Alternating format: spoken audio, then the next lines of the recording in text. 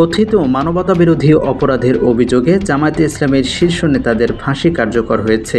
তৎকালীন স্বৈরাচারী আওয়ামী লীগ সরকার মানবতাবিরোধী কর্মকাণ্ডের বিচারের নামে জামায়াতের শীর্ষ নেতাদের ফাঁসি কার্যকর করে। তবে মানবতাবিরোধী কর্মকাণ্ডের অভিযোগের বিচার হলেও তাদের প্রথম গ্রেপ্তার করা হয়েছিল ধর্মীয় অনুভূতিতে আঘাতের এক মামলায়। তরিকত ফেডারেশনের তৎকালীন প্রধান রেজাউল হক চাঁদপুরী 2010 সালের 21 মার্চ ধর্মীয় অনুভূতিতে আঘাতের অভিযোগ তুলে জামায়াত নেতাদের নামে মামলা করেন। পরে 29 জুন সেই মামলায় গ্রেপ্তার করা হয় জামায়াতের শীর্ষ 3 নেতা মতিউর রহমান নিজামী, আলিয়া হাসান মোহাম্মদ মুজাহিদ এবং দেলোয়ার হোসাইন সাইদি। তবে গত বছরের 5 আগস্টের পর থেকেই পাল্টে গেছে পরিস্থিতি।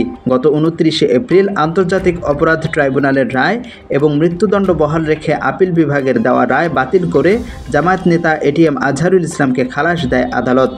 সর্বশেষ 1 জুন রাজনৈতিক দল হিসেবে বাংলাদেশ জামায়াতে ইসলামের নিবন্ধন অবৈধ ঘোষণা করে হাইকোর্টের দেয়া রায় বাতিল করেছেন আপিল বিভাগ। এর মাধ্যমে দীর্ঘদিন পরে দলের নিবন্ধন ফিরে পায় দলটি।